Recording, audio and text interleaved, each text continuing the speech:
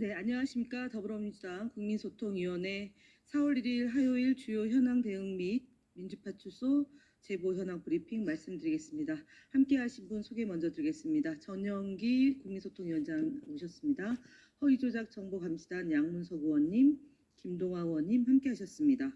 먼저 민주파출소 제보 현황 보고 드리겠습니다. 4월 1일 9시 기준 전일 585명이 방문해왔고 268건의 제보가 접수되었습니다. 매체별로는 네이버가 47.39%로 가장 높은 수치를 기록했고 그 뒤로 유튜브 17.91%, 현수막 7.46%, 커뮤니티에서 2.99% 순으로 제보되었습니다. 오늘은 네이버 매체, 댓글, 카페, 블로그 등을 통한 허위사실 유포 정황 집중 모니터링 진행 상황에 대한 중간 보고 드리겠습니다. 민주파출소 출범 이래 현재까지 네이버 댓글 11,519건, 네이버 카페 4,828건, 네이버 블로그 1,479건이 접수됐습니다. 이 중 악의적인 허위사실 유포에 대해 중점적으로 검토하고 있습니다. 접수된 사례 중에서 특정 정치인을 향한 증오를 종교적 신앙을 자의적으로 해석해서 작성한 내용이 다수 포함되어 있습니다. 우리 하나님께서 이재명을 심장마비로 데려가실 것이라고 믿습니다와 같은 혐오를 정당화하려는 시도가 보입니다. 그 다음 내용은 양문석 의원님이 하시겠습니다. 또한 별도로 제보된 댓글 19만 3,236건 중에 특정 사용자 간 총 1,255회, 1,057회에 걸쳐 반복적으로 대화를 주고받은 기록이 확인되었습니다. 서로 작성한 댓글을 집중적으로 추천해 확산시키는 허위사실 유포가 조직적으로 진행되고 있음을 확인하는 증거입니다. 이들은 민주파리 폭도들은 박멸이 답이에요. XX님 즐거운 주말 되세요. 반국가 세력 바퀴벌레 밟아버려야 나라가 깨끗해져요. XX님 즐거운 주말 되세요와 같이 혐오적 발언이 일상적인 인사를 덧붙이며 유대감을 형성하고 혐오를 유의처럼 소비하는 경향이 있었습니다. 게다가 더불어민주당 180마리와 댓글단 일찍 몇 마리만 골라서 죽창으로 멧돼지 창작 꺼내면 된다와 같은 극단적인 폭력 조장 발언도 서슴지 않고 게시하는 모습들이 보였습니다. 특히 공정한 재판 방어권 보장 안 되는 헌재는 마땅히 해체하고 불태워져야 한다 하며 헌법재판소를 위협하는가 하면 광화문에 1,000만이 모여 국민저항권을 발동해야 한다는 등 선동적 주장을 확산시키려는 시도 또한 있는 것으로 분석됐습니다. 허위조작 정보감시단은 이 같은 조직적 댓글 테러, 여론조작 등 정황이 있는 게시글과 댓글을 더 심층적으로 분석해 폭력적이고 반헌법적인 여론조작 현황을 포착하고 적극 대응하겠습니다.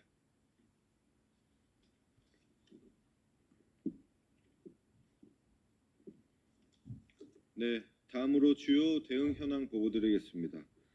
국민의힘 거짓 현수막에 대한 고발 계획 및 선관위 신고 관련 보고 드립니다. 국민의힘은 최근 산림 헬기 예산 172억, 민주당 전액 삭감이라는 문구가 담긴 현수막을 게시하고 있습니다. 그러나 이는 명백한 허위 사실이며 국민을 기만하는 왜곡된 주장입니다. 국힘당은 거짓으로 국민을 속이는 것 이외에 할 수 있는 것이 없는 것입니까? 해당 예산은 정부와 국회 간 증액 논의가 이루어지고 있던 사안이었으나 1, 2, 3 비상계엄으로 인해 증액 논의를 할 수 없었습니다. 즉 민주당이 삭감한 것이 아니라 정부가 증액하지 않은 것입니다. 또한 시당초 본 예산에 위 금액이 반영되지 않았습니다. 이러한 책임은 정부에 있고 또한 국힘에게 있다고 말씀드리고 싶습니다. 그럼에도 불구하고 국민의힘은 이를 민주당의 책임인 것처럼 왜곡하며 거짓된 정치 선동을 하고 있습니다. 이에 더불어민주당은 국민을 현혹시키는 허위 현수막에 대해 중앙선거관리위원회에 즉각적인 현수막 철거를 요청하였고 또한 경찰에 고발 조치를 취할 예정임을 밝힙니다. 다음 유튜브 채널 멸공연대에 대한 신고 조치 등 유튜브 대응 현황 공유드립니다. 유튜브 채널 멸공연대는 쇼츠 위주로 콘텐츠를 업로드하며 특정 발언이나 장면을 기계적으로 짜집기에 민주당의 불리한 내용은 과장하고 유리한 내용은 의도적으로 축소 왜곡하는 방식으로 콘텐츠를 제작하고 있습니다. 이는 유튜브 커뮤니티 가이드라인상 금지된 오정보 및 조작된 콘텐츠에 해당합니다. 이에 따라 해당 채널에 대해 유튜브 측에 신고 조치를 완료하였습니다. 아울러 지난 3월 31일 유튜브 본사 측에 향후 협조를 위한 공문을 공식 발송한 바 있으며 이에 대해 유튜브 측은 의사소통 채널을 구축하고 향후 협업 가능성에 대해 긍정적으로 회신하였습니다. 유튜브의 신속한 대응에 감사드리며 더불어민주당은 앞으로도 허위 정보와 조작 콘텐츠로부터 공정한 온라인 여론 환경을 지키기 위해 적극적으로 대응해 나갈 것입니다.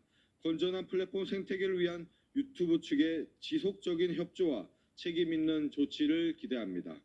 다음 스카이데일리와 더 퍼블릭을 언론중재위원회에 제소한 내용 보고드립니다.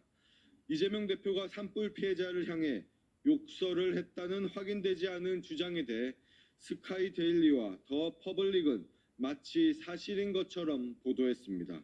이는 공정해야 할 언론이 일방적인 주장에 근거해 사실과 다른 주관적인 해석을 덧붙여 이재명 대표를 폄훼하려는 의도가 엿보이는 보도입니다. 이에 두 언론사를 언론중재위원회에 제소하였습니다. 네, 국민의힘 거짓말 시리즈 78번째 말씀드리겠습니다.